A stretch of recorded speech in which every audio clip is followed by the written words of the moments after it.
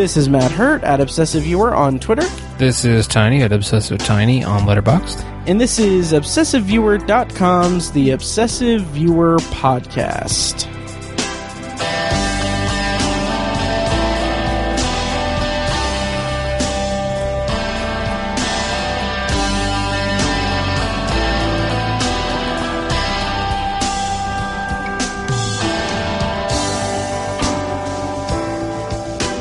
Hello and welcome to The Obsessive Viewer. We're a movie and TV podcast that covers a specific topic, be it genre, trope, movie, or show, each episode. You can find more of our work at ObsessiveViewer.com, more of our podcasts at ObsessiveViewer.com/podcasts. You can also like us on Facebook and join the Facebook group at Facebook.com/TheObsessiveViewer. And you can also follow us on Letterboxd at Obsessive Viewer, Obsessive Tiny, and I am Mike White. And finally, you can support us on Patreon at Patreon.com/ObsessiveViewer at the minimum rate of $1 per month for an exclusive RSS feed with content recorded specifically for Patreon supporters. And we just talked about police shows. Yeah. Live PD? Live PD. And, Facebook Live stuff. Yeah. Yeah. Also, I did want to highlight, I don't know where it is in my thing. We got a new, Facebook group member. Oh, cool. Yeah, it's cool because, like, on the, I felt bad, first of all, because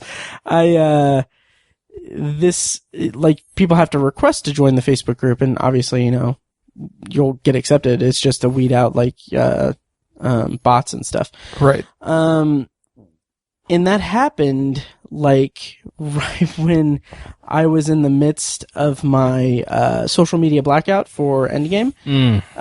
So it was like a couple days before I could actually get the person approved. Gotcha. I'm trying to find their name, but it was cool because, like, part of the sign-in thing is that it's like, when someone requests to join, they, like, it says, like, hey, how did you find us? Like, I put, like, hey, how did you find us? And this person, Ducky Thornton, said, through Podcast Addict. Oh, okay. Addict? Yeah. Podcast Addict. Yeah. So anyway, welcome, Ducky. Hope you're enjoying the podcast. And, yeah, so other than that, any news at the top of how's it going, Tiny? Oh, it's good, man. Good. Bueno. Nice. Yeah, I'm good too. Thank you for asking. Yeah. No. Well, you know. No, I'm okay. I'm just in the wallowing pit of despair, but that's fine. Everything's good. Big weekend last weekend. Totes. Avengers Endgame. Game of Thrones. Yes. Picking a turd out of my cat's butt. That was actually today. I lied there. But anyway, today, this episode is about Endgame, and we're going to do a completely spoiler review. So if you haven't seen Endgame, I'm going to make a note on the title of this episode that it's going to be a spoiler review. So if you haven't seen Endgame, don't listen to this. Yeah, please don't. Please don't. There is a lot to spoil in this movie, and I don't want to be responsible for taking away anyone's enjoyment of something. So, we're going to go spoilers free on, that's a confusing way to say it. Spoilers on for Avengers Endgame. Before we do that, is there any business to attend to? I don't think so. I don't think so either. I'll right to it. Speaking of business, cracked $1 billion already. Oh my god, yeah. How? It's ridiculous. And it's I think, like, the opening weekend, like, domestic was like 320 some, I think. It's crazy. Like, and worldwide was obviously like $1 billion. Right. Insane. There were a lot of, like, takes online of people saying, like, well, like, you guys can celebrate that and everything, but, it's also it's also just giving money to a massive corporation that's owning everything and was responsible for thousands of people losing their jobs at Fox and stuff, referring to Disney. It's true. Yeah.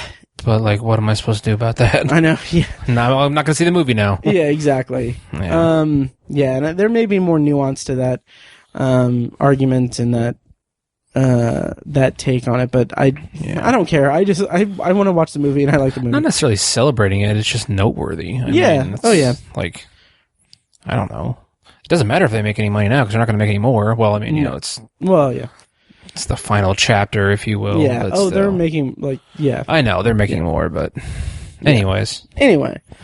Shut up, person. Okay, yeah. Well, good time. No, that person. Get the stick out of your ass. Yeah.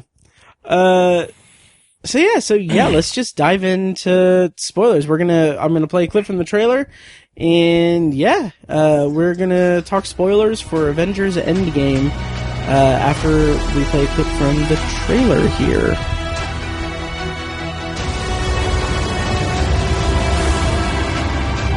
I saw all these people die. I keep telling everybody they should move on. Some do, but not us. Even if there's a small chance, we owe this to everyone who's not in this room to try. We will. Whatever it takes. Whatever it takes. Whatever it takes.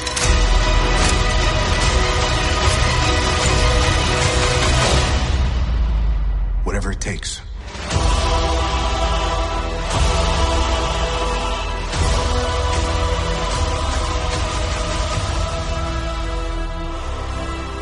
Alright, so spoilers on for Avengers Endgame. Tiny, you saw it Friday night. Friday night, and I saw it Saturday night. Mm-hmm. Because we had talked about it, it's crazy because there were no seats. Like, it was insane. Like, I was extremely lucky to get, like, my preferred seat, on a Saturday night. Okay, peek behind the curtain when I go see a movie, and like when me and Kirsten go see movies, we always get like K9 and K10, and invariably I always make a stupid joke about dogs, for K9. Of course you do. Yeah. But I was able to get, like, K9 was the only seat available in that screening, so I, like, grabbed that, and then I'm gonna see it again with Kirsten probably this weekend, I don't know. Okay. But, I was so surprised, and the weird thing was, K10 was empty during the movie. It was like whoever got that ticket didn't show up. Damn. Yeah. So that was weird. What was your experience Friday night going to see it? It was relatively positive. Okay. There was a dude behind me. Oh no. Who was also, I went by myself. Mm-hmm. He was also there by himself. Mm. But he wanted to talk to somebody, I think. And he would have like these little comments, and he was speaking at like full volume. Like during the movie?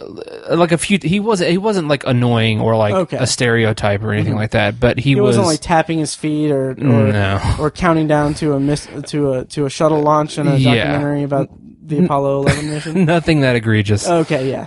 But like the opening scene, like it opened up, and you know, that opening scene where Hawkeye is teaching his daughter how to shoot, and then he's like calls out to someone and they don't answer. He just goes, "Oh no," and I'm like, if you like, to myself, I was like, oh god, like when I saw that scene, you know, same here. I was like, oh god, like, but no one could hear me. Mm-hmm. But I had an audible reaction as well, because I was like, this is gonna hurt. That guy was just like, oh no. Mm-hmm. Ooh, I'm not ready for this. I was like, God damn it, don't do this the whole movie. He didn't do it the whole, he probably did it 4 to 6 times throughout the movie. Okay. That's still weird. The worst one was much later on, during the climax of the film. Okay. Pissed me off, and like really? I almost, like, after the movie I was almost like, maybe next time keep your comments to yourself. I almost said it because I was so fucking mad. Okay. Oh my god, it made me mad. Let me put into context my feelings right now. I am getting such a weird, sick glee out of your torment of that, because it's usually you. Used to being. Yeah, it's usually you. I'm so thrilled. Yeah. Schadenfreude. Yes. I'm going to take a drink real quick. It didn't ruin the movie. It didn't ruin my experience, but I was annoyed.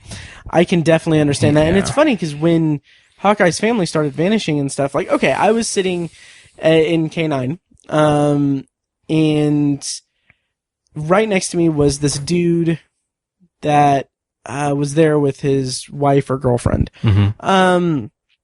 So I'm sitting there and like, he didn't really do much of anything. Like, I did take a really quick pee break during the movie, and when I came back, like, his hand was like over like the armrest, like making contact with my seat. Whoa. Yeah, it was weird. Yeah. And like when he saw me like approaching, he like put his hand back, and I'm like, what? Weird. Yeah, very weird. But anyway, when Hawkeye's family disappeared, his wife exclaimed, "Oh no!" or like no, like screamed it. And, yeah. she would interject with things here and there, and he would too, at a volume that it was not appropriate. I think a little loud. Like, okay, like when like Captain Marvel comes in at the in the climax of the movie, like, and there's like a whole like mystery of like, oh, what are they shooting at? What's going on? Then he's like, Captain Marvel. I'm like, oh, thanks, bud. But yeah, and then like when the movie is in 2014, and we see Ebony Mao from Infinity War, she just blurted out like, wait, didn't he die? Oh my god. It's like, okay, follow the plot. Jesus. I like that. That's all I ask. Like, if you're going to see a movie, follow the fucking plot. Right. It's not hard either. I mean, I agree. It's not hard. And like, maybe I'm a stickler for that kind of thing. Cause like, okay, time travel movie, which we will talk about the time travel. Time travel movies are one of my favorite types of movies. Yeah. And also one of the more frustrating types of movies, because I feel like just by default, the fact that a time travel movie involves time travel, like by default, immediately makes a percentage of people that are watching it or discussing it not be able to, or struggle with comprehending what's going on. Right. Yeah. Like that's just, and it's not like, I'm not saying like, oh, I'm smarter than everyone or anything. I mean, I am, but no, I'm not really. I'm really stupid. But anyway, but no, like it's just, it's frustrating because like I'm someone who loves that type, that storytelling device. And like, and it's not like a problem of like, oh, people not following plots clearly or anything anything. It's just some people are, when you introduce a concept like time travel, it screws with the chronology, obviously, of the plot and everything, and that any like nonlinear story is going to be a struggle for someone who is so accustomed to linear storytelling. But anyway, we're getting ahead of ourselves. So she screamed when Hawkeye's family disappeared. What did you think of that opening sequence? It was kind of harsh because it's like, we're all still reeling from last year with the, everyone being snapped into dust. And that just was so emotionally wrecking. And then like they start off the movie with more of it. Yeah. It was kind of harsh, but I think it was sort of fan service because I think a lot of people were a little peeved that Hawkeye wasn't in Infinity War at all. Yeah. And so they just really launched him into the new, this concluding film. So I think it was, I don't want to say good and bad, but it was, the bad with the good. I'll put it that way. So. Yeah. I agree. I liked it a lot just because it reestablished what happened, obviously. And it also just brings us into this emotional context because, it's filled with despair and everything. So it's a good way to kind of bring us into that tone into the movie. I thought I appreciate it for that. Yeah.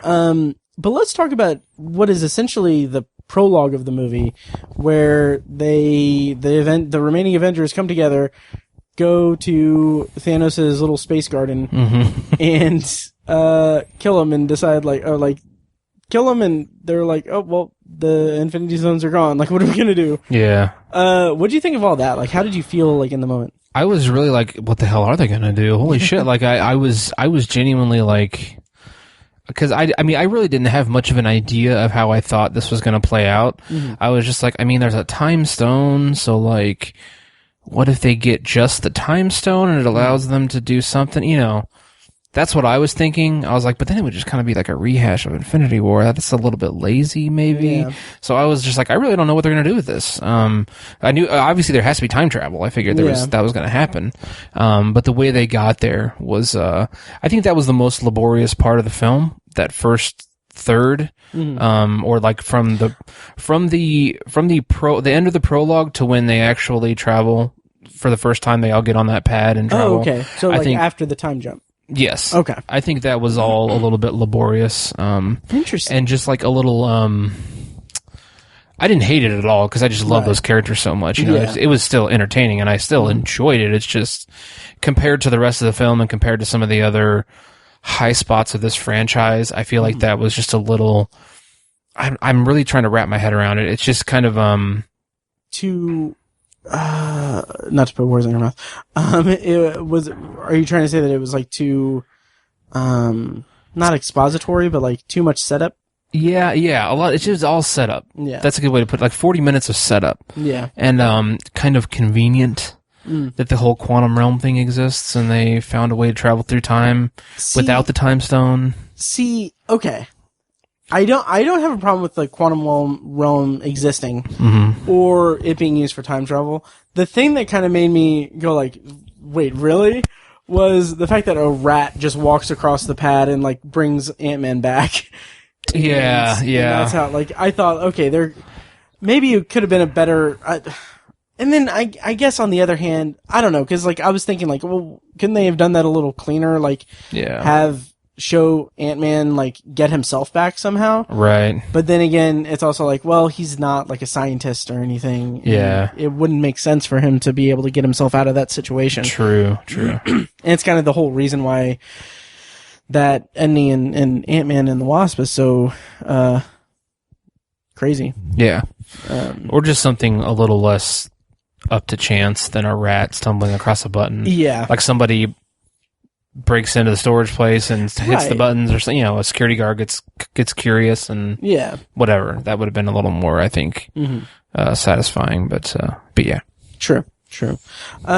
So yeah, what did you? Let's talk overall. What did you think of the movie? How does it rank with you? Well, we'll save rankings and stuff for later. But how did you feel about the movie going into it and coming out of it?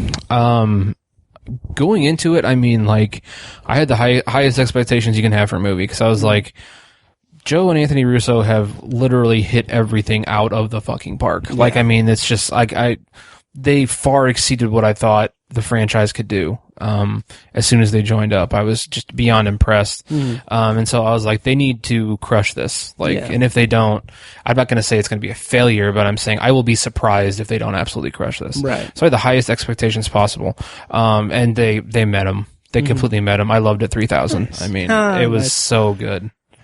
That's awesome. Yeah. I mean, it's 10 out of 10, number one movie of the year so far. That's awesome. Yeah. I mean, it's just so satisfying in so many ways. Actually, I think I cried more at Infinity War. Oh, really? Like, cause people were talking about, there's like a news report of some lady who had to like, they had to call it, someone called an ambulance cause she was crying so hard or something like that. I was like, let's calm it down. You know, I think that, but there were parts at the end where like I smiled because it was we'll get to it, but like, it was very quiet in the theater and you could just hear people sobbing. Oh, me too. I was like, dang, this is a unique thing. Like, it's a fucking superhero movie and people are like dying, you know? And I had all those same emotional reactions as well. It was so freaking good. Yeah. I agree. I didn't really cry during Infinity War, or I did get, a little bit, teary-eyed in a couple of parts in this. I may have had more of an emotional reaction. Well, I don't know if I'd say that. More of an emotional reaction to parts of Game of Thrones in this. But not really, because there were parts in this where I was emotionally compromised. Okay. But expectations going in were that it was going to conclude this whole thing with an asterisk. Because we're getting more. They're never going to stop making them. But this chapter of the Marvel Cinematic Universe is going to be concluded. And I had very I had ideas for how I wanted it to end. And honestly, like, pretty much the way it ended was like, pretty much exactly what I thought would happen. Really? Like, pretty much, like, in the vaguest terms. I was like, okay, well, Tony's gonna die somehow. Like, he's gonna get killed. And they've been telegraphing that for a while. Yeah. Yeah. And I really, I had this theory, and I'm glad that it kind of came to fruition, that, Steve was going to somehow, he wasn't going to die, but it was going to be, Chris Evans' last outing as Captain America. That was my thought. And because that first teaser, showed him looking at the, compass with I think, is that a compass? Yeah. With the picture of Peggy Carter. I was like, oh, I bet it's going to end up that he is going to somehow, like, I thought he was going to sacrifice himself in some way. And sacrifice himself by going back in time for something. And then I couldn't figure out the logistics of it, but I was like, and he's going to get to spend the rest of his life with Peggy Carter in the past. Yeah. Okay. But even though I in some ways called it, still super satisfied. Yeah, nice. Incredibly satisfied with it. That's good. When they introduced time travel to it, did you expect time travel in this movie? Because there were, like, reports and stuff. But I know you didn't really keep your ear to the ground with that. No, I didn't. I did expect it because I was just like, I don't see how they could rectify this any other way.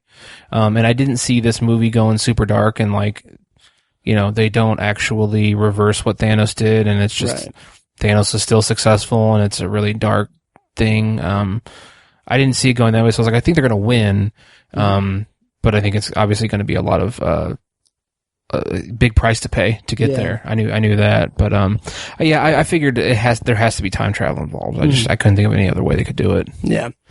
I figured that it was going to involve time travel because, like I said, there were one of the few leaks that came out was like, there were set photos that had the actors in their costumes from the Battle of New York. Right. So it's like, okay, they're clearly going to go back in time. But, I was all for it, and I was super satisfied with the way that it was portrayed in the movie.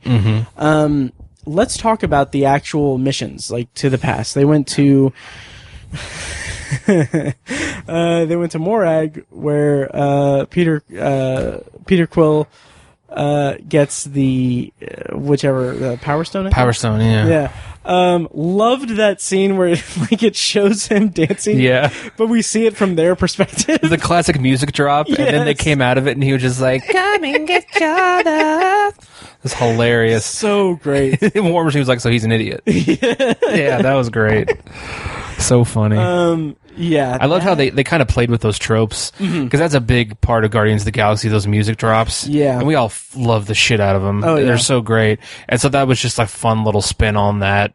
Totally. That totem of that franchise, I guess. Totally fun. Yeah. Super great. And then went back to the Battle of New York. That was really satisfying. Especially with, like, I'd forgotten that... I can't remember. Oh, the Tesseract and Loki's Scepter were there, so there were 2 stones there. I thought there were 3. Shouldn't you say there were 3 in New York? There were 3 in New York at that time, because the third one was the great one from Doctor Strange. Right? Yeah. Oh, yeah. Good call. Yeah. Tilda Swinton. Right, and the Hulk went and got it. Yeah. Yeah.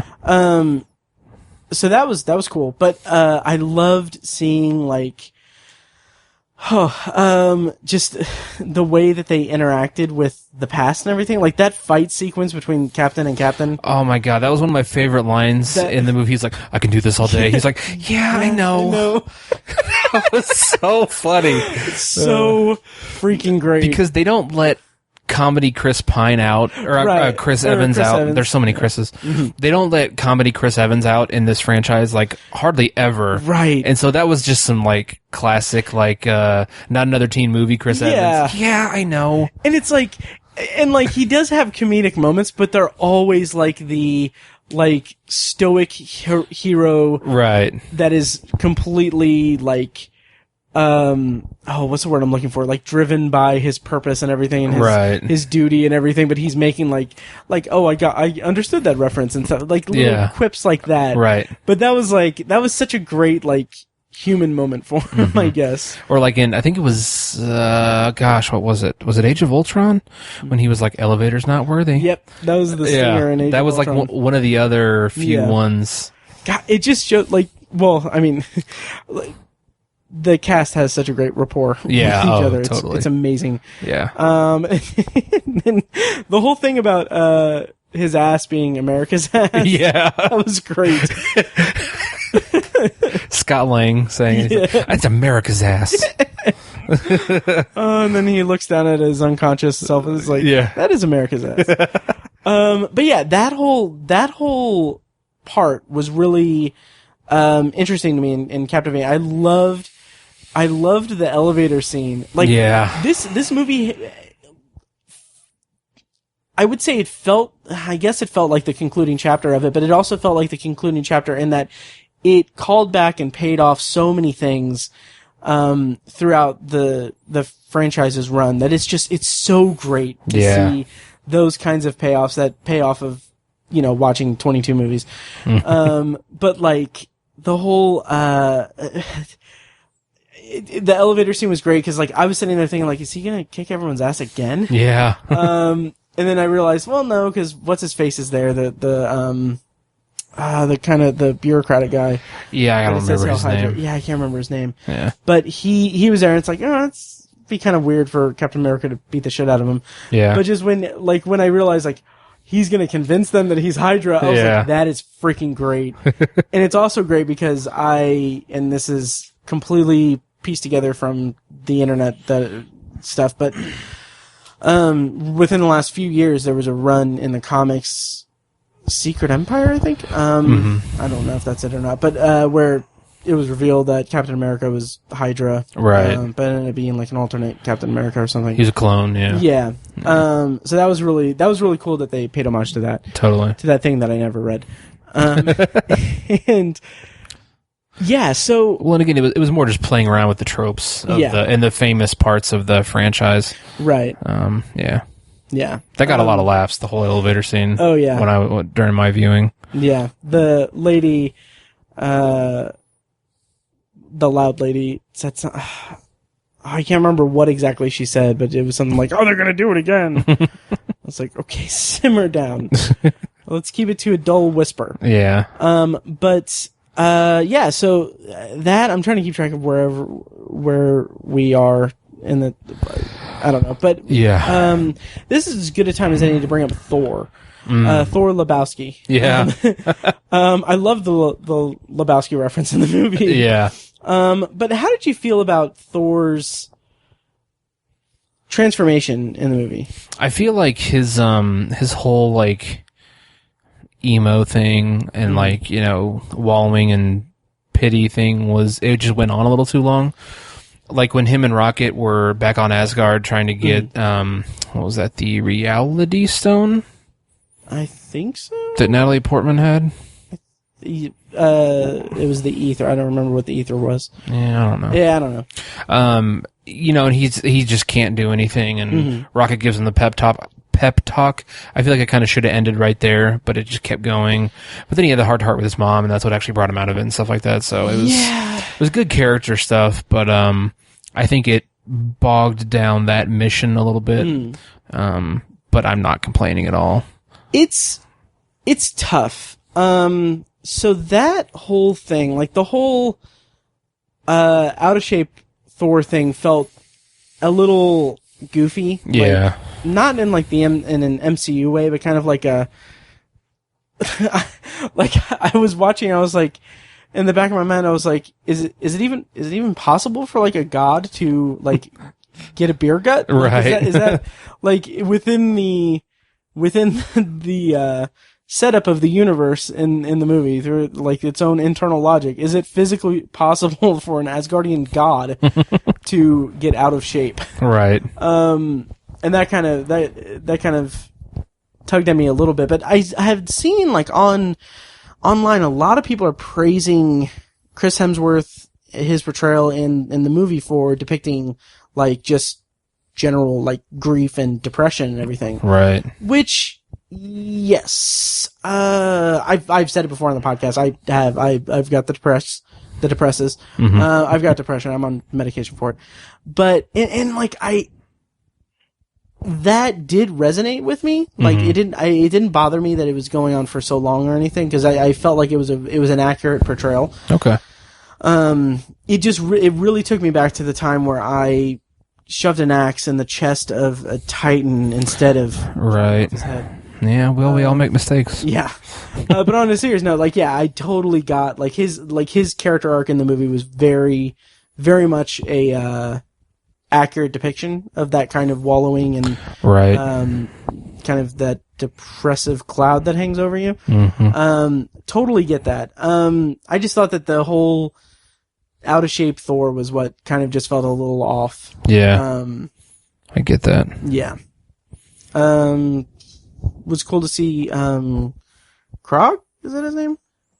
Yeah. Yeah. That was great. That was good. The whole thing with the video game. Yeah. Like that. God, that was gold. That totally. was gold. Absolutely. Yeah. So yeah, God, there's so much to talk about in this movie. So many different things. What did you have issues with? Let's not like bog down going like set piece to set piece or anything, but like did you have any issues with the movie? Like I said, I feel like that between like what was basically the prologue and the to where they actually jump through time, like just a ton of setup, and it was just a little laborious is the word I keep coming back to. Yeah. But again, they've done such a good job with these characters that you want to spend as much time with them as possible. It doesn't necessarily even matter what they're doing. They're just so enjoyable. Mm-hmm. Their banter and their chemistry and all that stuff is just so enjoyable that it didn't even really take me out of the movie or anything. But I was like, they could probably kind of get this going now, I think. So there was that. And like I'm genuinely trying to rack my brain a little bit for something. It was kind of weird. This is not a complaint, but that Captain Marvel wasn't part of the missions to go back in time. I kind of felt that way too. Like I know she's the new girl and stuff, and like, but I mean, she's just ridiculously powerful. I agree, and I thought it was funny. It was funny in a weird way that like we get the time jump and everything, and then like we get like them reporting in and their little holograms and stuff, and it's like, oh, that's cool. Captain Marvel's involved. Oh, cool haircut, everything. Yeah, and like they're talking and everything, and then she's like, oh, well, I got to go, police the rest of these planets and stuff. Right, which makes sense. And I love the line where she says like there are thousands of planets out there and none of them have you guys. Right. Like that was cool, but it was also like, we just had a whole movie of her.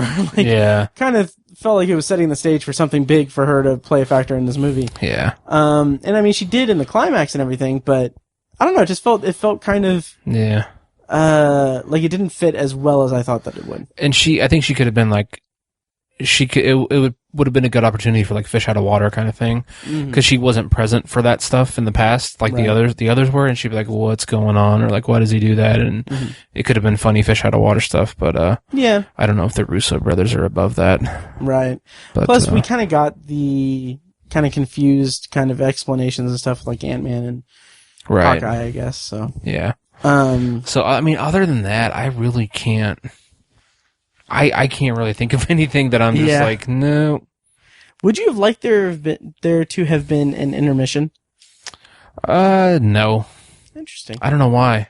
That movie did not feel at all like 3 hours to me. Oh, I agree. It felt like 2. I mean, it was a full movie. It felt like a full movie, but it paced really well. Yeah.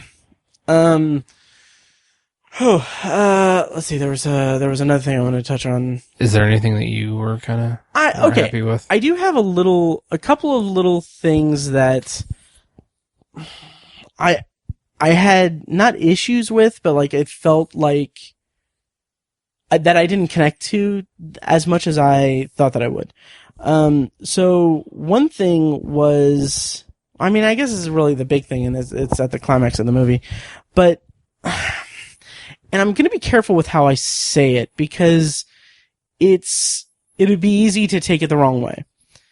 The scene where Captain Marvel gets when they're playing capture the flag with the new gauntlet. Yeah.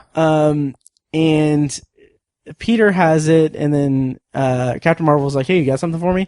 And he's like, "How are you gonna get through it alone?" And then I think she says, or someone says, like, she's not alone, and then it's like a callback to Infinity War when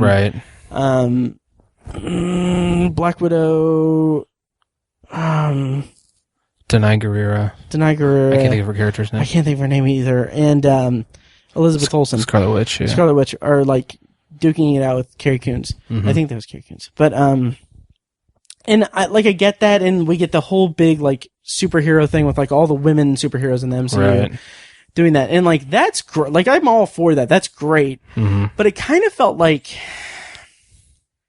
I got the impression, like I don't know, like that scene, that moment felt like it was maybe this is too harsh a word, but it kind of felt like it was pandering a little bit.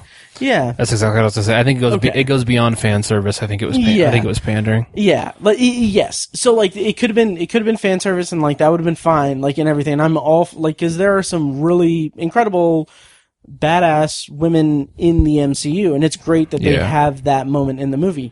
But it also felt like they were checking a box. Yes. For the movie. And like it feels like, I don't know, after the success of Captain Marvel and everything, it feels like maybe it doesn't feel like a step back, but it feels like we're past like this whole like, okay, check this box for this group of people to appreciate this, and check this box for this and everything.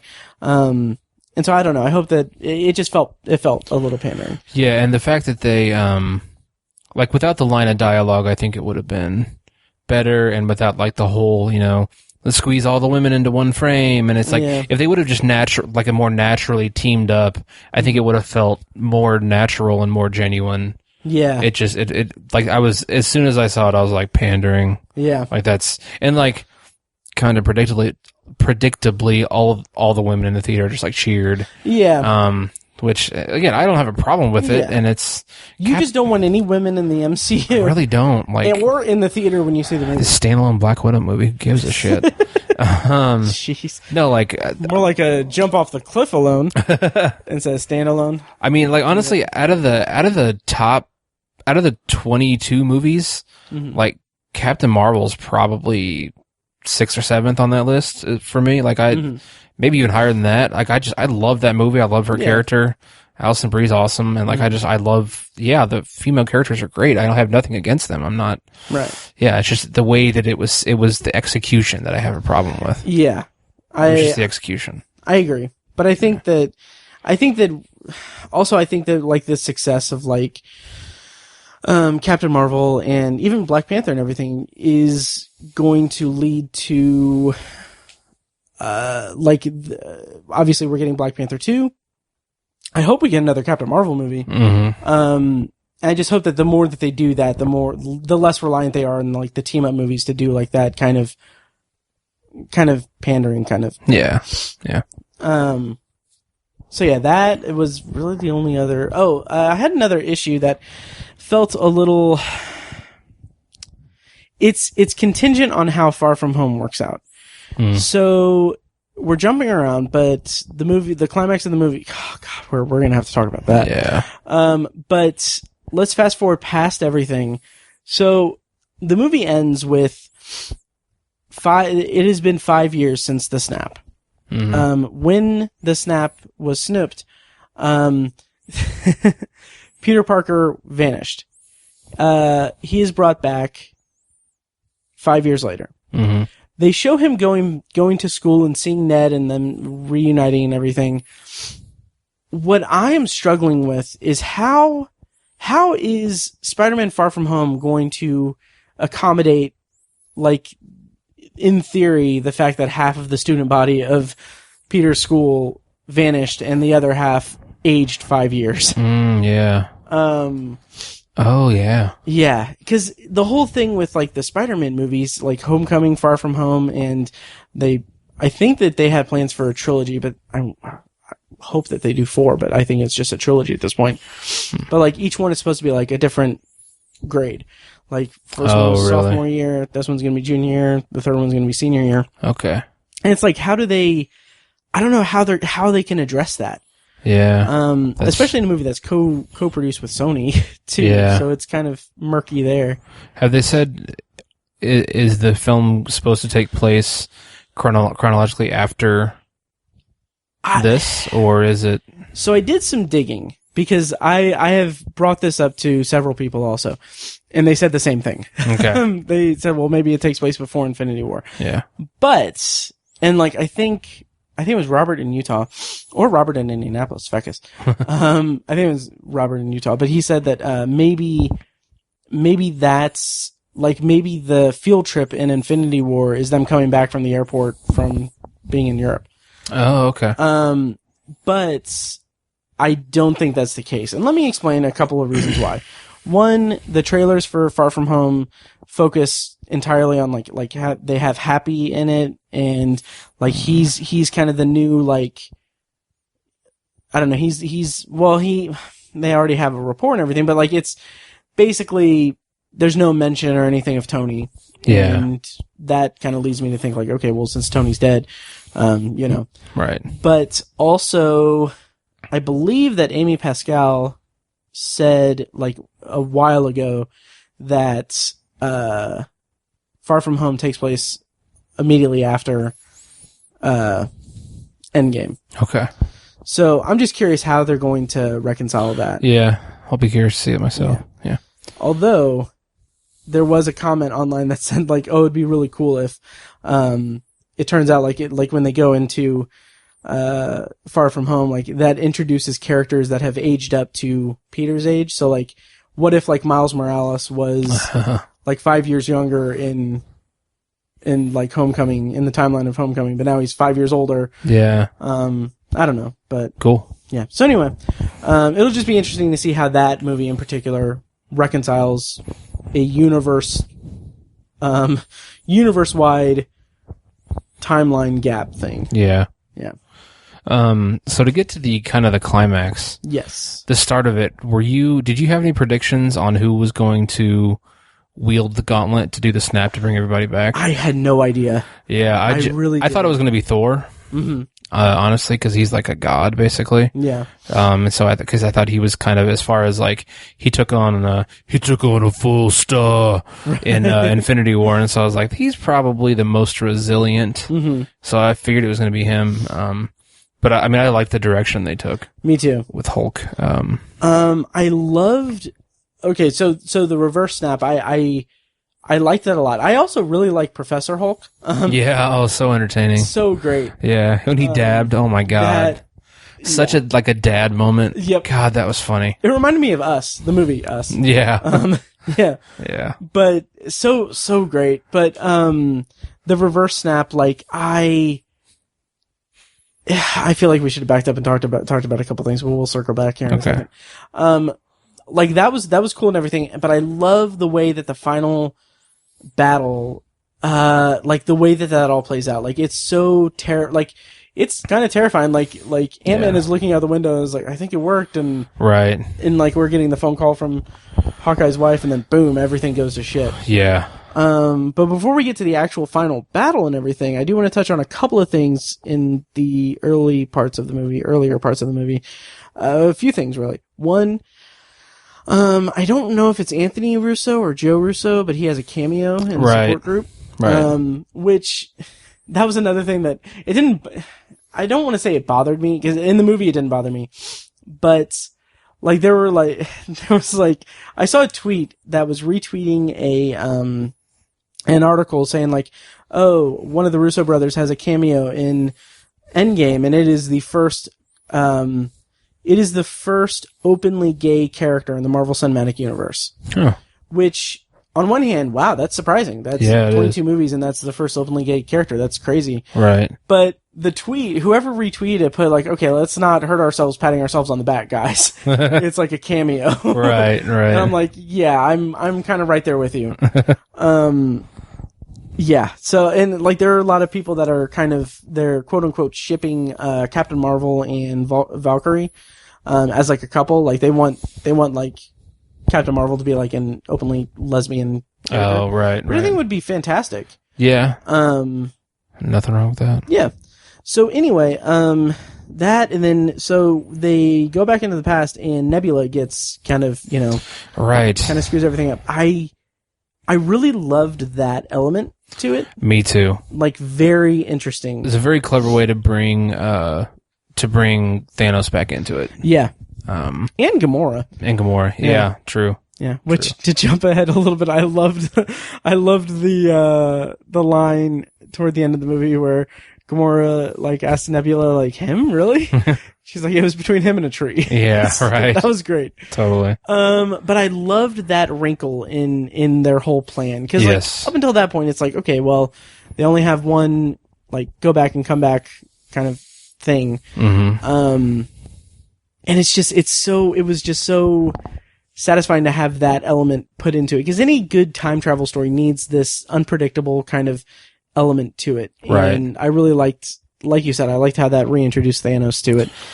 And it was funny how that mission to Morag to get the Power Stone was the easiest one. Like, yeah, they literally just knocked Peter Quill on the back of the head, walked in there and grabbed it, and it was like, oh, geez, this was super easy. Right. And then that's where the biggest wrench gets thrown into the plan, subtextually, if you will, or, under the radar. But, yeah, that was just sort of ironic. It made that mission a little more, meaningful. Impossible. Yeah. Different franchise. Yeah. It just made things go really fast and furious there. Oh my god. But anyway, I really like that. I like the. Okay, so Infinity War had such a focus on Thanos, and I like how he doesn't necessarily take it back. So he becomes more of just a out and out villain in this movie. Yeah. But even then, he has this, like, him seeing like playback of his death after he's won is just so, like, adds so many layers to his character in the movie. And I think that was really interesting. And I love how that, like, I wouldn't say it's subtle, but it's like, it's something that later in the movie is, called back to, that, like, he determines, like, okay, well, I made a mistake. I apparently killed off half the universe, but you guys still remain, so I'm going to do it again, but I'm going to take out everyone. Right. Yeah. And I love that element, because there's one line where Tony says something like, if you change, I don't remember exactly how he said it, because I'm gonna confuse it with 11/22/63, the miniseries. But like, he's like, if you change the past, it'll change you back, or it'll fight back, or something like that. Yeah. And I was like, just that is one of the, like, the whole idea of like course correction and stuff and time travel properties is like the most satisfying plot element in a story that I can have. Yeah. So what do you think of all that? Well, yeah, when Thanos was 2014, Thanos comes back and he's like describing what his new plan is. Yeah. I was like, that's scary, like genuinely really scary, and like he's essentially going to make himself a god. Yeah. And just create his own universe. And I was like, that's because he kind of goes like full Batman villain in that regard. Marvel's been criticized for their weak villains, and we've talked about it a lot with the MCU. Right. And Thanos is not that. He's definitely a worthy villain, and he's one of the best, obviously, in Marvel. But this like elevates him to another level of like, this is literally the worst thing that could possibly happen. Yeah. Is him getting the stones back, and just literally not everyone, but everything is just gone. Like, that's literally couldn't get worse than that. So, that was like scary, just genuinely scary. And the whole, Nebula thing, like, that's like when I like started to get worried. I was like, holy shit, this is how he's going to get back into this thing. Yeah. And it was like, it was just so clever the way they pulled that off. And like that's when I started to worry. I was like, oh man, they're not just going to be able to just snap their fingers and we're good. Like, there's going to be another battle. There's going to be a fight. And it's like, I just didn't know how they were going to pull it off, and it wasn't like it wasn't like some lazy rehash of Infinity War, you know. It wasn't even a rehash of like the battle on Titan between him and the Avengers who happened to be there. Right. It was so much more than that. Totally. Really cool. But before we get to the climax and everything, once it was shown that Nat and Clint, Hawkeye and Black Widow, were going to Vormir. Yeah, Vormir. For the Soul Stone, I was like, they don't know. Yeah, they don't know. We know. Right. But they don't know. Yeah. And man, that was really good. It was good, yeah. Just they're kind of fighting back and forth about who will sacrifice themselves. Right. I love that as like a counter to like the Thanos scene in Infinity War, because he's like sacrificing he's sacrificing another person, but they're arguing over sacrificing each other. Right. So satisfying. How did you feel about ScarJo taking the plunge? I knew it was going to be her. I think to have Hawkeye do it would be too tragic, because same. I mean, she doesn't have a family and all that. I think that would be it would just be too dark. Mm-hmm. So I figured it was going to be her, but I didn't know how they were going to get there. And it was the journey, the way they got there, was so, like you said, so satisfying, how they were fighting over who was going to sacrifice themselves. And the logic between them was so just damn near perfect, because like it's been established that he has gone completely rogue. He's taken up the mantle of Ronin. I don't know if they actually said it in the movie, but apparently that's his name in the thing. But he's slaughtering just people like he spent 5 years just slaughtering gang leaders and stuff. Right. Which thought it was really cool that there was that actor from Sunshine. Yeah, who played Kanata. I can never remember his name. Yeah, me neither. But he's fantastic. Yeah. But like, and I didn't even piece this together until I looked, like, I was reading like the IMDb trivia, but it's like, oh wow, hang on. There are three actors from Sunshine right? In the MCU. So there's him, Chris Evans. Huh. Oh, BD Wong. Oh, BD Wong. Yes. Yeah. Okay. So anyway, just really cool that we have 3 actors from Sunshine in one movie. Isn't that his name in the movie, Wong? Yeah. Yeah. Mm-hmm. Wong, you're invited to my wedding. Yep. Yeah. But, and also just Scarlett Johansson's performance when she's literally dangling off the cliff, and she's just like, it's okay. Like I was like, dear God, this is, because she's just like total, like expressing like total, you could just see like her love and admiration like pouring off her face. And I was like, that is just hardcore acting right there. Like, you can't write that into a script. Like, that's just something that person does or they don't do, and she did the shit out of it. It's so awesome to think that they cast her in Iron Man 2. I know. Back in, when was that, 2010? 2010, maybe? Yeah. And it's just like, like, up until that, like, she's been a good, like, she's been really good in the movies that she's been in and everything, but it's like, that's why you cast ScarJo in that role. Right.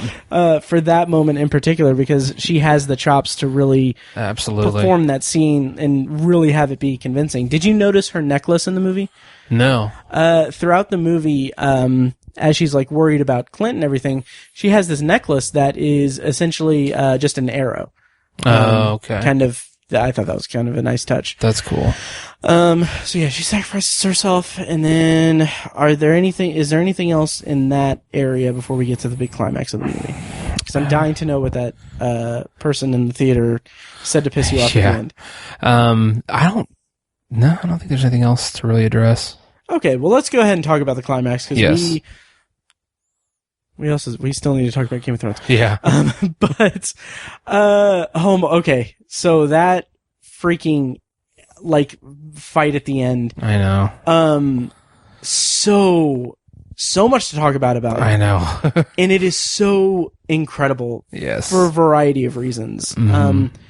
First, we'll I just want to bring this up and then we'll talk about it in a minute, but Thor and Cap with Stormbreaker and oh my God. Mjolnir. Oh, yeah. So good. I think, yeah, so that part, like that, like I was actually worried for myself because I thought I might be having a heart attack. Really? Like my chest, my heart was pumping so hard in my chest. Like I saw and like I think that's from the comics. I think Captain America actually wields Mjolnir in the comics. I believe so. I think so. So like I knew that was probably going to happen. But like as Thanos is it's hinted in Age of Ultron. And there's some people theorizing that in Age of Ultron he was faking. I've seen that, and I was like, fucking could be. Who knows? You know.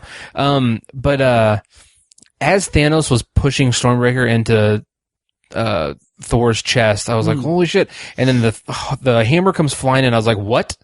And then it goes flying back. I was sitting there thinking, I was like, who did that? And like, I know that Captain America picks up the hammer in the comics. I was like, it's going to be Captain America, but I don't know. I was so in the moment because I thought Thor was going to die too. I thought like the big three, you know, Thor, Iron Man, and Captain America, I figured at least two of them are going to die. Yeah. So I was like, it could be Thor right now. It could be right now. And so I was just so in that moment that I was like, how is this happening?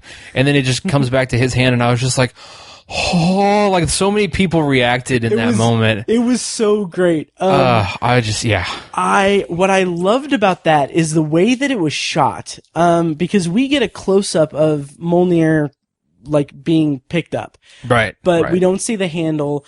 And the way that it's shot, it's not like the way that it's shot is that it's not like it's being picked up. It's like, it looks like it's levitating, like Thor's calling it. Right. And it's obviously purposeful. So like, I noticed that, and then when it comes back and Cap has it, I'm like, I was so floored. Like, the guy next to me screamed. Yes. And, like, he, like, clapped. And I freaking loved Thor's line where he's like, I knew it. Yeah. That was one of the best parts of it. Yeah. So great. Yeah. That whole fight was amazing. Oh, and, like, it was some, like, the thing that I love arguably the most about Infinity War is the fight on Titan, because it's such a cool, like, comic book fight. Absolutely. And it has Thanos as being he has most of the stones. Right. And he uses them throughout it, and it's amazing. Mm-hmm. And I'm glad that it wasn't a rehash of that in this movie. Like, he doesn't have them in this movie. Right. But he's still a formidable opponent. Right. And it's still done in a way that's really unique and cool. Mm-hmm. Absolutely. I also really, like, I was really, really impressed with the way that they made that scene, that set and everything look a lot like Tony's vision in Age of Ultron. Yes.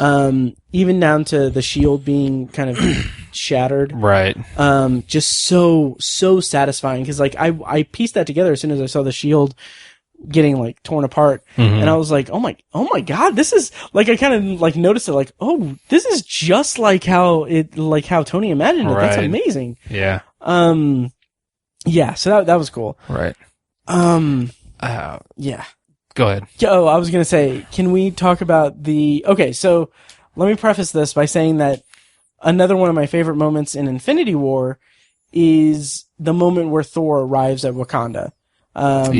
It's like, it's a huge moment. It's so awesome. Yeah. They topped that 100-fold by, oh my god, like it gave me chills when Captain he starts hearing Sam come in on the intercom, and then all he says is "on your left," and then everyone comes in. Like, yes. Fuck, that was awesome. And up to that point, it's getting dark. Like, the shield is shattered, and Tony's like all fucked up, and like Thor almost got killed, and it's like, and the Cap just looks like absolute hell, and he's literally standing alone, and he's ready to go again. And it's just so dark and negative in that moment, and you get this awesome line from Thanos that he's going full villain now. He's like, what I'm about to do to your planet, I'm going to enjoy it. That was so, I was like, so Jesus. Chilling. And it was chilling. Yeah. It was like harsh. And then that happens, and it was just like, this is perfect. I was like, this is perfection. And then, even like, as if they couldn't top that. They went for it, and like they finally had Captain say, "Avengers Assemble." Yes. And I was like, I was so like, it was like a religious experience for me. Well, like, and it's funny because like the first portal that opens up, that Doctor Strange opens up, it's Black Panther and his sister and his mom, I think. Is that who it was? Yeah. But like the guy behind me who was talking, he happened to be a black guy. Okay. And as soon as you could tell, like the music started playing, and you could tell it was Black Panther, he just goes, "Oh shit!" And that was the one time that I was kind of happy that he was actually That's talking because it was awesome. really funny the way he said that. But What was the part that pissed you off? This is the part that pissed me off. You just referenced it. Okay. You knew Captain America was finally going to say "Avengers Assemble." No. And the way he said it, he's like, "Avengers," and then there's a bit of a pause, and he says "Assemble," and he kind of like grunts it. Mm-hmm. But of course, douchebag behind me said it at the exact same time that he did at full volume, and I could actually barely hear Captain America say it. God. But everybody else in the theater didn't hear him, or most of the people didn't, and they went nuts, and so I couldn't help but like be happy and like rejoice in that moment. That sucks. Yeah, and I was like, that's like arguably the like moment of the climax of the film almost right there. Yeah. Like that's that, and then obviously the other snap, which we'll get to. But yeah, I was just like, man, dude, how could you fucking do that? Like, you're not smart. Like, we all know that's going to happen. Like, exactly. He's like, oh man, I'm going to say Assemble because that's what he's going to say, and everybody's gonna be like, oh, that guy's really smart because he knew he was going to say Avengers Assemble. No, we all fucking knew. Shut the fuck up. And from your account of him saying of you saying that he was there by himself, like he's not saying it to anyone. Right. He's just saying it out loud. He's just saying it out loud. Like, why do people do that? I don't get it. God. And no one else in the theater said it. Right. And everybody knew what was happening. Except for Captain America. Yeah. Except for Chris Evans. Yeah. But yeah, God. That was just like, yeah, that was perfect. Yeah. That whole part was just perfect. So great. Yeah. So when the Avengers all come back and they're the big ass fight and everything, like so incredible and satisfying to me. But Tony, let's talk about his whole thing. Yes. I so love the writing in this movie for this, like the dialogue in that scene. We didn't even talk about him going back in the past and talking to his dad, but it was cool. Yeah. I thought that was that was just like foreshadowing again, because it's like, he's like, he has this wonderful moment with his daughter, and then he has a heart to heart with his wife, and then he gets to finally kind of make almost like a reconcile with his dad or whatever. That's interesting. Yeah, I was like, this dude's dead. Like, I just, yeah. It's funny because like I had no doubts that he was gonna, like I knew he wasn't gonna survive the movie. Like I just went in with it. I didn't think he was gonna survive Infinity War. Yeah, but I was just wondering who was gonna do the snap. Yeah, like who was it? I was like, I think these guys are gonna die, but I don't know who's gonna die doing the snap. And yeah, but he, like, it's funny because like his whole thing with his dad in the past wasn't something that I thought of as foreshadowing. I just thought like, oh, that's so cool. Like he's reconciling with his dad because he's now a dad, and like he's letting go of that baggage so that he can be a better father. For like 10 minutes. Yeah. But the whole fight with him and Thanos, first of all, I think that it's at that point where Thanos is like, I think it was earlier when he said that, but basically he said something to the effect of, I won, I apparently won, and you guys couldn't bear the loss, so that's why you came back to me or whatever. But, the fight with him, like, oh god damn it. That, like, when he got the stones. Yeah. Like the way that played out, the way that it's foreshadowed earlier, not necessarily foreshadowed, but like set up earlier in the movie where Thanos is like, I am inevitable. And then the fucking, like the line that fucking destroyed me was Tony getting the stones, us not knowing it, and then like Thanos snapping, nothing happening, and then it's revealed that Tony has it, and then he's like, after Thanos says, I am inevitable, fucking Tony says, I am Iron Man. I know.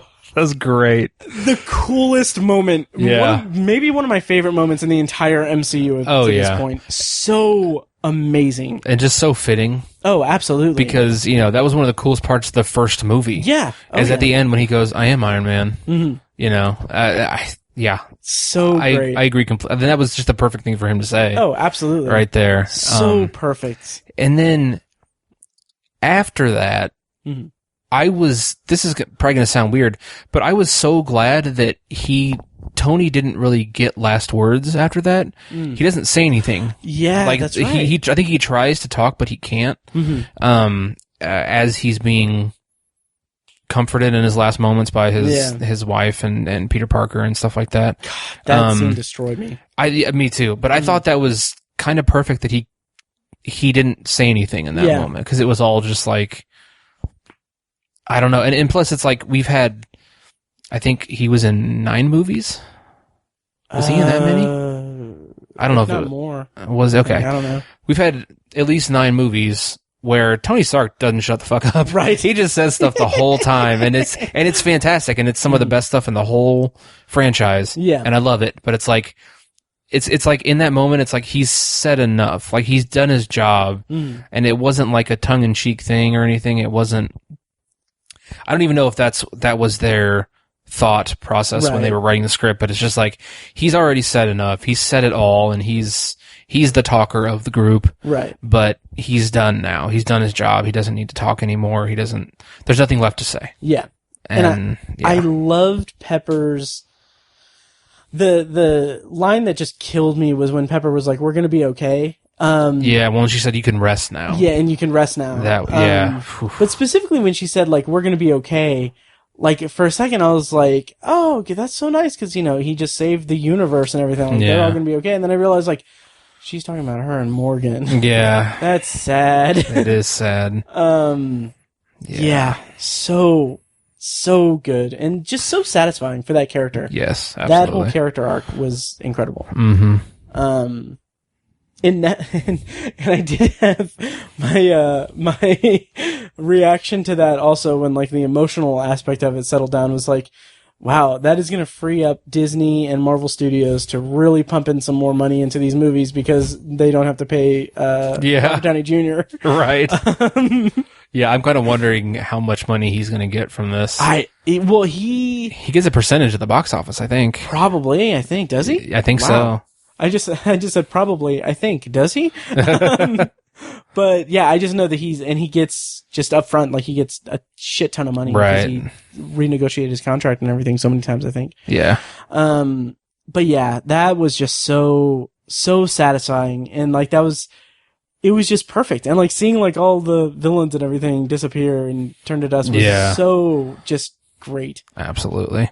Because we all knew there was going to be a snap, but we didn't realize there were going to be 2. I didn't even really put together that there would be a snap. Well, I mean, obviously the whole point of the movie was a snap. Right. But I don't know, I just didn't go in expecting it, really. Because I think I was kind of in your camp, where I was like, well, they have the time, if they get the time stone, they can just reverse time. Right. So glad they didn't go that route. Yeah. So we should probably start wrapping up, because we have another episode to record. Definitely. Still game. Yes. Anything else? Oh, let's talk about the funeral and stuff. Yes. And Captain America, Mr. America. Cap. Cap. Okay. Anyway, the funeral scene. Mm-hmm. Very just super sad. Yeah, it was. Did you notice the teenager? I did, and I was like, who the fuck is that? And then I had to look it up later. Okay, did you look it up? Okay, yeah, that was cool. For our listeners, it was the kid from Iron Man 3. Right. Yeah, right. Which I thought was cool. Mm-hmm. Also, the line where Happy's talking to Morgan.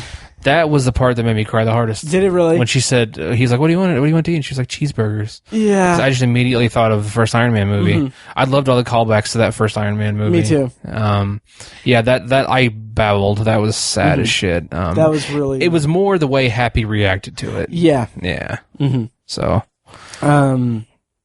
So good. Mm-hmm. And then so... Cap goes to take the stones back, and then he just stays on a little vacation. Right. How'd you feel about that? I thought it was cool. I was wondering what was going to happen, like how that was going to reconcile itself. And I think I knew that Steve Rogers kind of basically like relinquishes the title of Captain America. Right. I knew that he did that, and I thought it was he gave the shield to Falcon. I thought in the comics that's what happened. Mm-hmm. So I kind of figured that was going to happen, but the way it was done was super satisfying. His makeup was amazing. Oh, I agree. It's like, holy shit, that that's how Chris Evans is going to look when he's 80. That's like kind of perfect. Right. Yeah. And his performance obviously in that moment. I just love how subdued it was. I loved how he wasn't, his performance, he wasn't like overplaying it. He was very not somber, but, stoic, peaceful. Yes, just peaceful. At peace. His focus was like out on the lake, like most of the time, like just like enjoying the view of the lake. And that's a really good point. I was just like, man, that's because it's like, obviously the dude has lived 3 or 4 lifetimes. Like right. he's just a bucket of wisdom, if you will. And so he knows to appreciate the little things or something. I don't know if there's any message there, but I just, that really kind of resonated. I was like, man, it's crazy how he's just, his attitude during that scene was really impressive. I thought he was going to talk to Bucky too. Okay. I think Bucky was in on it. I think he knew it was going to happen. Well, I don't necessarily. Well, sort of. Okay. I'll meet you halfway. Okay. I actually talked to Robert from Utah, our friend of the show, Robert. He and I talked about that a little bit. He said that he was a little disappointed that, first of all, he said that he felt that the Winter Soldier should have gotten the shield and not Sam. Right. Which I disagree with. I think Sam was worthy of it, and I'll talk about that in a minute. But and like he said, like I kind of wish he would have said something to Bucky too. Yeah. And I was right there with him. I was like, yeah, that's a good point. Like I wish that he would have too. I was a little disappointed in that, but like I was reading comments about that and stuff, and like it just dawned on me that they had their moment before Cap went back in time. Because they had the whole like, don't do anything stupid while I'm gone. How can I do anything stupid when you're taking all the stupid with you? Yeah. And then Bucky says to him, "I'm really gonna miss you." And that's like to signal to him, like he knows that he's not not coming back in 5 seconds the way that he expects to. Right. That everyone expects him to. They knew that, but I think, and Robert mentioned this too. I think he was like, I just wanted like another like end of the line, like till the end of the line between them. Yeah. Like, yeah, that would have been satisfying, but. Right. But Sam getting the shield. Yeah. Totally on board with that as him taking up the mantle of Captain America. And I actually prefer him being Captain America over Bucky for a couple of reasons. One, Bucky, this is something that I didn't put into context until I read some comments talking about it, but, there's too much baggage with the Shield and Bucky. Yeah. Because Howard Stark made it and he murdered Howard Stark and like all of that. Like he's too murky of a character to do that. Like his whole thing is like he's found his redemption. He's been redeemed and everything. But Sam has been a character that has been throughout the movies. He's been Cap's like new right-hand man. And he like there was one thing that was brought up that I didn't connect until I read it, but basically it says a lot about Sam and Cap's relationship that when Sam is gone because of the snap, Cap takes over as he takes on the role of like a grief counselor. Yeah. Where like in the Winter Soldier, Sam was doing the same thing. Right. For counseling and stuff. Mm-hmm. It's just, I think it's a better fit. Yeah. Would you like to see an Anthony Mackie Captain America movie? Oh, I would love to. I'd love to. I've been a big fan of Anthony Mackie for a long time. Me too. This is a deep pull, but back in 2002, when 8 Mile came out, yes. I was like, who's this guy? Yes. And I was like, from that point forward, I liked Anthony Mackie, and I was like, this dude's probably going to get an Oscar someday. Like, that's how I used to think about Anthony Mackie, and I've just been a fan of his for a long time. He's great. Yeah. Oh God, what was his name? Was he Papa Doc? Yeah. I don't even remember. The leader of the other guys? Yeah. He went to Cranbrook. That was a private school. Yeah. Yes. But I know something about you. Yeah. Nice. To Cranbrook private school. Oh, anyway, boy. It went off the rails. But anyway, so that, like, I love that, but, like, I was sitting there thinking, like, oh, I want an Anthony Mackie Captain America movie so bad. Yeah. But I don't think we're going to get one. Right. Because, and are you aware of this? That Disney Plus is going to happen, obviously. Are you aware of the original programming that they're going to come out of the gate with? Isn't there going to be like a Loki show? I think that there's going to be a Loki show. I don't think that that's going to be like at launch or anything. I think it's going to be down the road. And isn't like Tom Hiddleston doing it? I think so. Yeah, that's what I thought. And there's going to be a Wanda and Vision show. Oh, geez. Yeah. And the one that I'm most excited about is Winter Soldier and Falcon. Oh, really? Yeah. I did not know that. Yeah, like I am on board with that for totally. Sure. And is it going to be the cast? Are they going to recast it then? I think it's going to be the same character, really? same actors. Yeah. Wow. Super on board with that. Yeah. And I'm really wondering because they announced it as Winter Soldier and Falcon or Falcon and Winter Soldier. Wow. I wonder if they're going to change the name. Yeah. But yeah, that's coming out. I don't know if those are going to be at launch or anything, but like the service is starting November 13th for $6.99. Yeah, I'm gonna have to look into that. Yeah, and it's also going to have all 30 seasons of The Simpsons. Yeah. Wow. Jeez. So, So Ant-Man did not shrink down and climb up Thanos' ass. He did not. He did not. So yeah, I waited for the post-credit stinger too. Right. Speaking of which, did you stay through the credits? I did. Yeah. And so D-Bag behind me, assemble. He didn't get it. Oh, really? Yeah, like there were a bunch of people in the theater. Like it was for those who were listening, it was a sound. You know, it was the sound of Tony Stark in the cave in the first movie building the Mark I. Yep. It was that actual audio from the movie. And I heard it and I was I got it. I'm kind of proud of myself. I actually got it because typically with that shit I'm just like, what the fuck was that? Right. But I actually got it. And I kind of did like a little nice. Like that's kind of how I reacted. And douchebag behind me was like, well, I don't know what that was. Okay.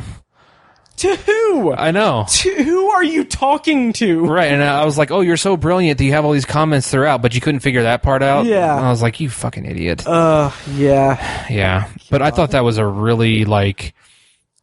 Because, like, I agree, with a lot of people that I don't think it needed a stinger or, like, a post-credit scene. Right. Because it's done. The story's over. Yeah. But that was, like... a really good way to do it because it's a nice little tribute to Iron Man. I thought that was, like, that's where it all began. Absolutely. That was a really great choice and just a nice, subtle little thing to do. Totally agree. Yeah. During the credits, okay, so basically I had, at work Friday, one of my coworkers mentioned like, oh yeah, my son and my husband took my kids to see Avengers last night. They really liked it, and she mentioned she was like, yeah, they said there's no after credits scene or anything. So I was like, okay, and then I was actually asking a friend of mine about it, and she was like, well, stay until the very, very end. Yeah. And so I was like, okay, well, I wonder what it is. So I'm sitting there, and I'm just like, minding my own business, and then like the people next to me are like, and this, I don't know, it's whatever, but like they're like talking like, do you think there's going to be an after credits scene and everything? And then like, well, let's look it up. So they're Googling it and stuff. They're like, okay, no, there's no after, like full volume. Yeah. There's no after credits scene. We can go. And then like, they're like, wait, really? And then like, they looked at it more and it's like, oh, it's just a sound.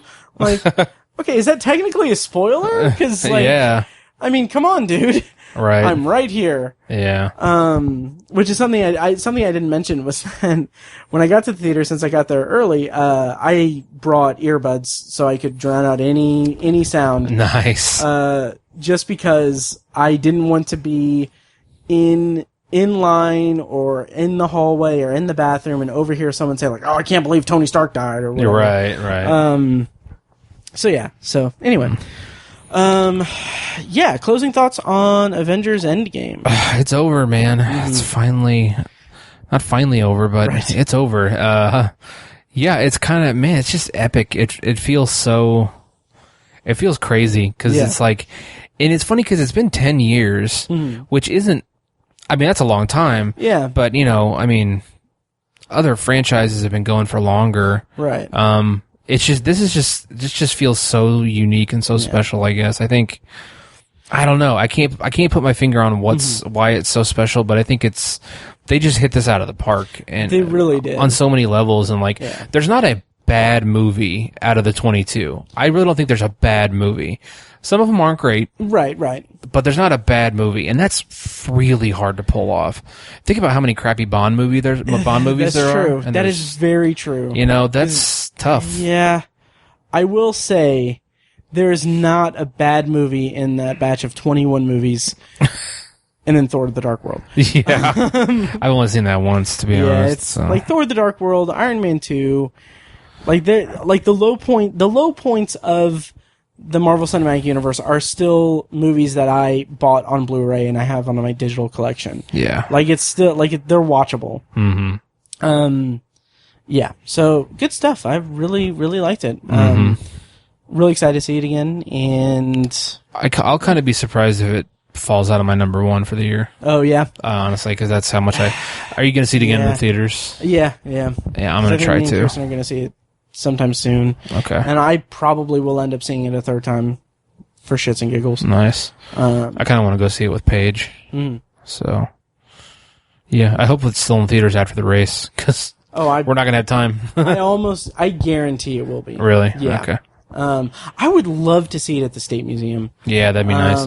I did get to see it in IMAX. Oh, that's true. Yeah, how was the IMAX? Yeah, it was. I mean, I think that was the way to go.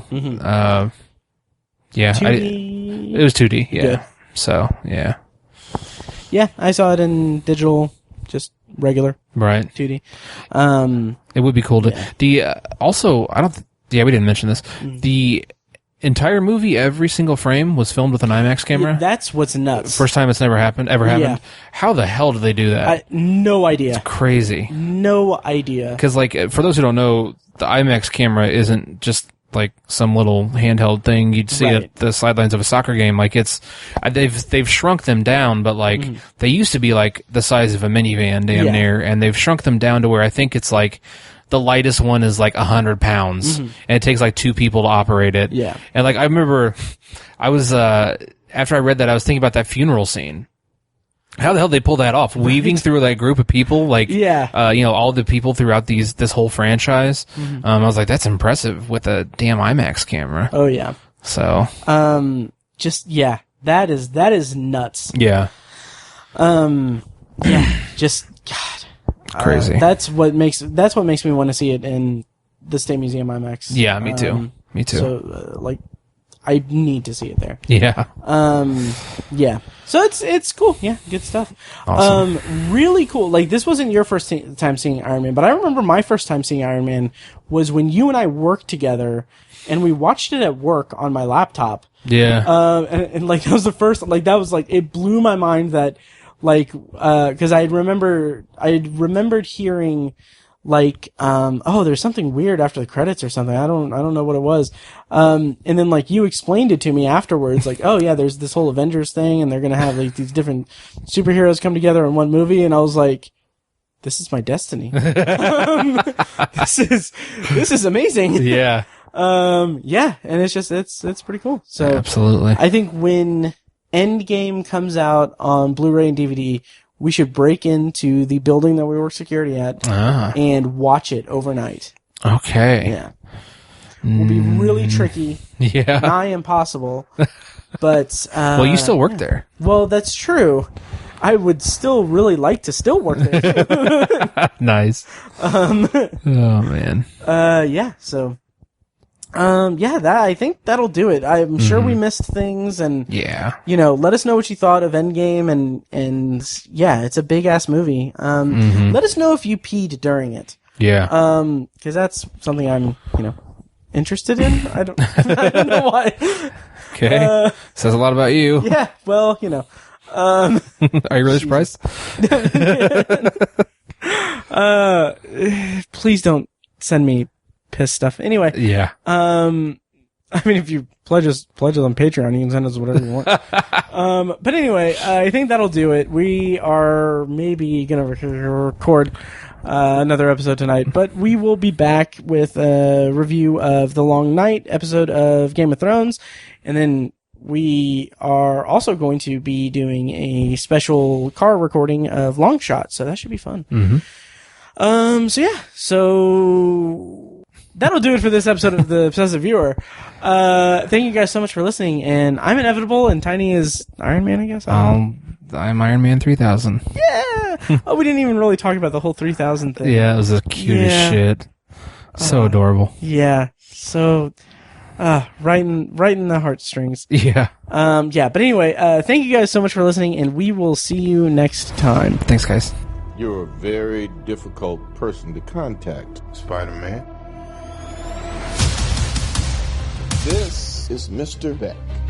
We could have used someone like you on my world. Your world? Beck is from Earth, just not ours. The snap to our hole in our dimension.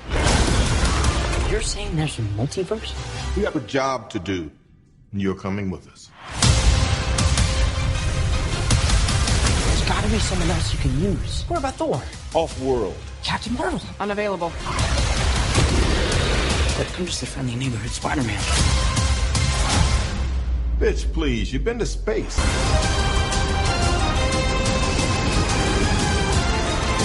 I gotta get you guys out of here. Get on the jet. Who are you? I work with Spider-Man. You work for Spider-Man? I work with Spider-Man, not for Spider-Man.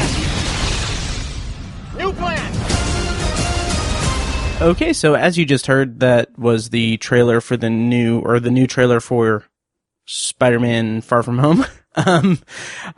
It just came out this past Monday. As you have probably figured out, our review of Endgame was actually recorded on April 30th, so we're a little bit behind the times in releasing the episode. So I thought since that's a little outdated, I figured I would come in and just kind of briefly talk about my thoughts on the Spider-Man Far From Home trailer and cover a couple of things, or answer a couple of questions from our review of Endgame. First of all, the I am Iron Man line was apparently something that was figured out or thought up in post-production when they were editing the film.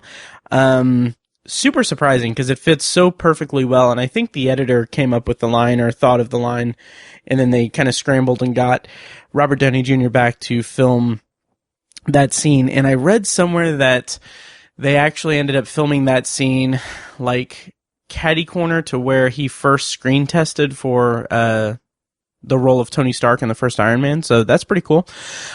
So this week, the Russo brothers lifted the spoiler alert ban, essentially, on Endgame, and in doing that, Marvel released a spoiler-heavy trailer for Far From Home that basically just is spoiling Endgame, and in the process answers a couple of questions.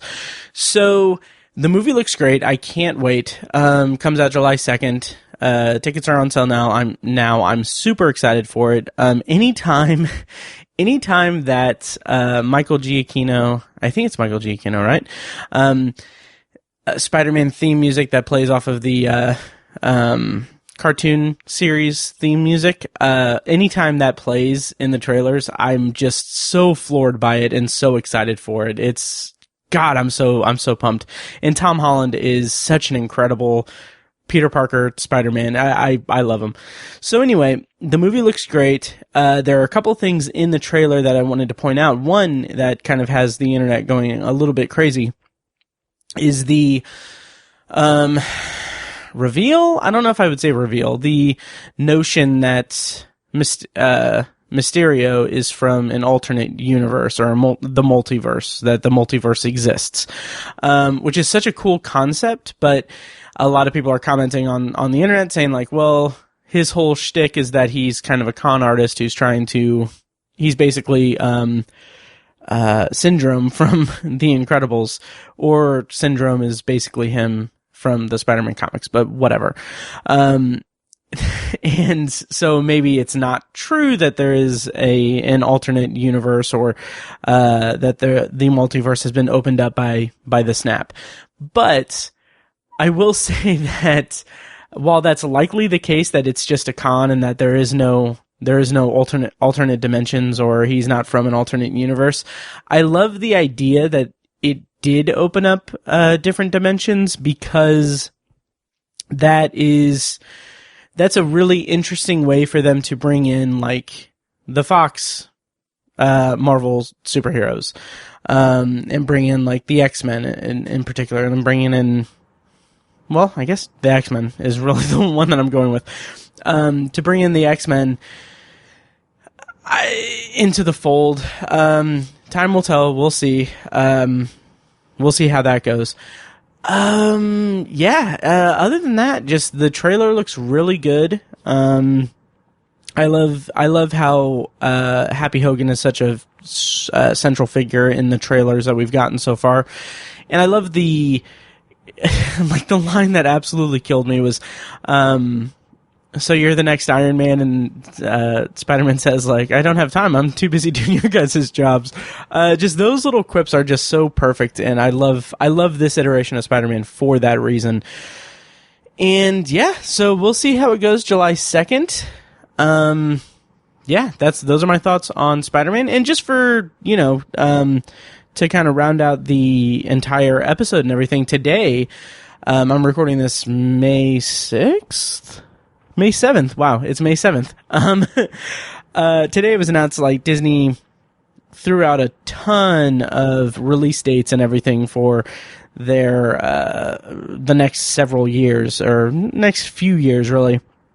And the kind of big takeaway from it is that it was announced that, first of all, I'll back up a little bit. First of all, the New Mutants, which had a trailer last year, that was supposed to come out April of 2018, and then was pushed to, I think February 2019, and then was then pushed back to August 2nd, 2019, has now been pushed back even further to April 3rd, 2020. And this movie, it's the New Mutants. It's in kind of a X-Men spinoff, kind of horror-esque movie, directed by Josh Boone. And I'm super bummed because that first trailer I was really invested in and really interested in it, and at this point I really don't think it's going to happen. I just don't think this movie's going to be released. If it is, it'll probably get like dumped on a streaming service.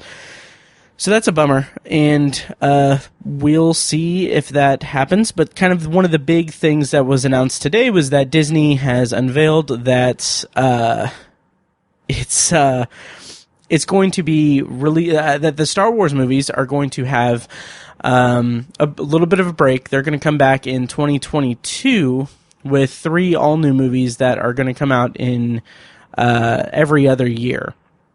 And in between those, or actually technically starting in December of 2021, Disney, who now owns Fox, is going to be releasing the Avatar sequels. So basically in December of 2021, we're going to have Avatar 2.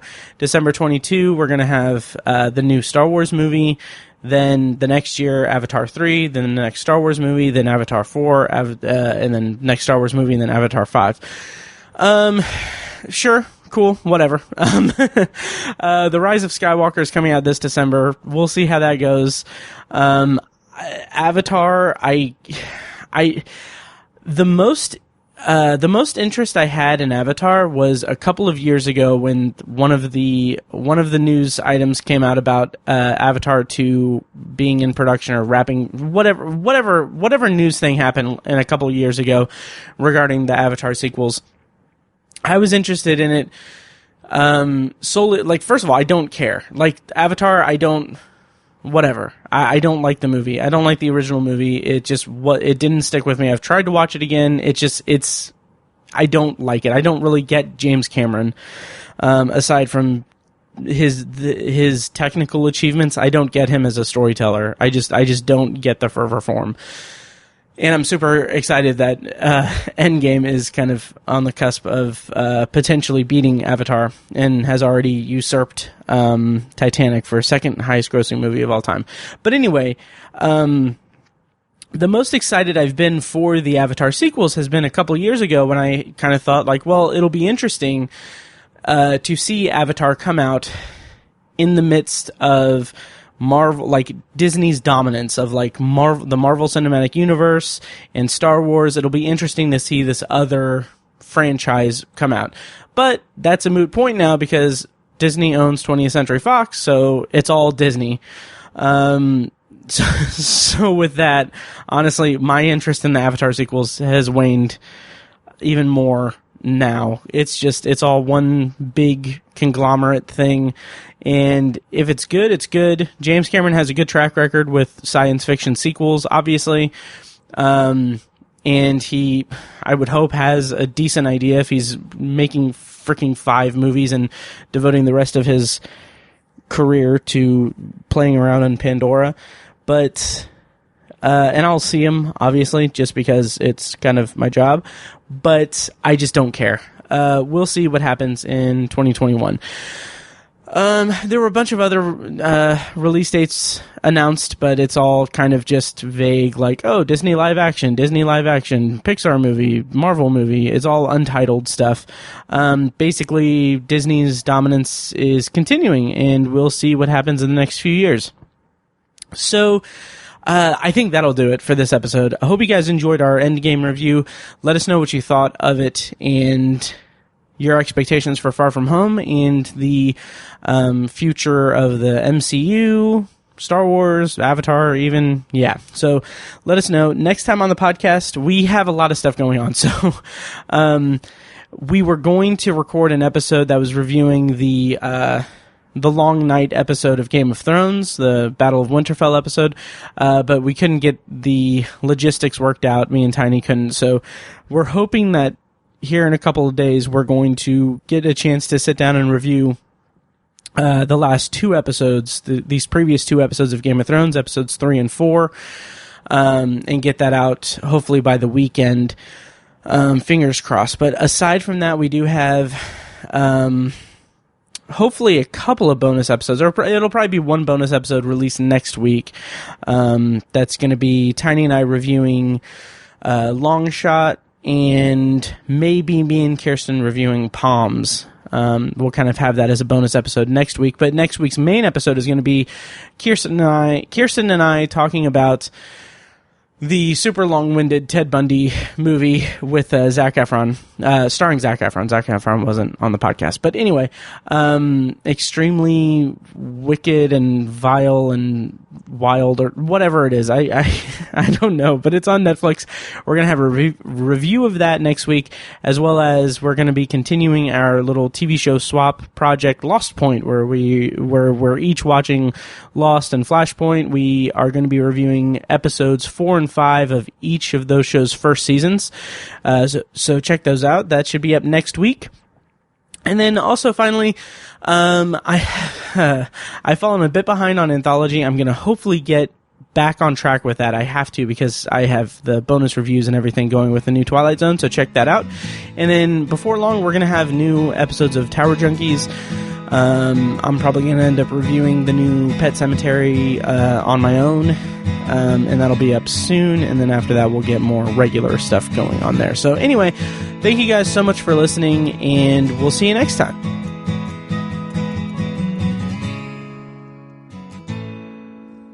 And now, here's a short clip from our Patreon-exclusive RSS feed. To hear the full clip and more exclusive Patreon content, go to patreon.com/obsessiveviewer and become a patron at the minimum rate of $1 per month.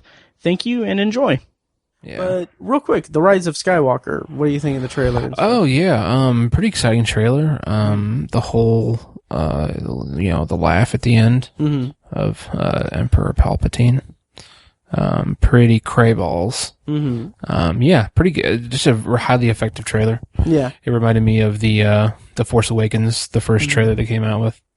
It reminded me of that. Yeah. I had plenty of jokes in my head, but I didn't want to say them or anything. But one was, I can't wait to see how J.J. Abrams ends this heavy breathing at the beginning of teaser trailers trilogy of Star Wars.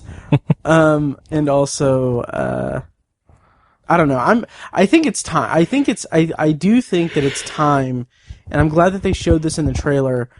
Like, we need another use of the Death Star. We need a Death Star in this movie. So I'm excited to see that. It's true. They're really beating that to death. Yeah. They're really starring it to death. I don't know. The Obsessive Viewer podcast is edited and produced by Matt Hurt and presented by ObsessiveViewer.com. For a full archive of our episodes, go to ObsessiveViewer.com/OV archive. You can also like our Facebook page and join the OV Facebook group at facebook.com/theobsessiveviewer, and follow us on Twitter at obsessiveviewer and at obsessivetiny, and follow our recurring co-hosts at I am Mike White, that's me, at R.A. Feckus, and at burger_lurker. If you enjoy the show, please take a couple minutes to leave us a rating and a quick review on Apple Podcasts. This is the easiest way to support what we do, and all it costs is a little bit of your time. If you'd like to donate to the podcast, you can make a PayPal donation at obsessiveviewer.com/donate, or support us on Patreon for recurring donations and access to commentary tracks and B-roll audio recorded exclusively for patrons at patreon.com/obsessiveviewer. Every donation goes toward paying the fees to keep the podcast running and is greatly appreciated. For official Obsessive Viewer merch, including shirts, mugs, phone cases, and more, visit our TeePublic store. You can find a link to the store in the show notes of this episode and at obsessiveviewer.com/donate. Or you can simply search for Obsessive Viewer at teepublic.com, T-E-E, public.com. For information about our annual live event showcasing short horror films from local filmmakers, check out shocktoberinirvington.com. And for an archive of all our events, as well as news about potential future events, head over to obsessiveviewer.com/live. For more podcast content, you can find Anthology, Matt's solo podcast covering The Twilight Zone and other classic and contemporary science fiction anthology TV shows at anthologypod.com and on Twitter at OVAnthologyPod. You can also find Tower Junkies, a podcast where Matt and Tiny share their love of all things Stephen King and his magnum opus, the Dark Tower series, at towerjunkiespod.com and at towerjunkiespod on Twitter. And finally, check out The Secular Perspective, Tiny's side project podcast, which tackles current events and life's big questions from the perspective of secular hosts Chad and Amanda at thesecularperspective.com. The theme music for The Obsessive Viewer comes courtesy of the band Loudlike from their EP Mistakes We Must Make. Additional bumper music is provided courtesy of As Good As It Gets, which can be found at facebook.com/asgoodasitgetsband. Thank you so much for listening, and we'll see you next time. Kitty!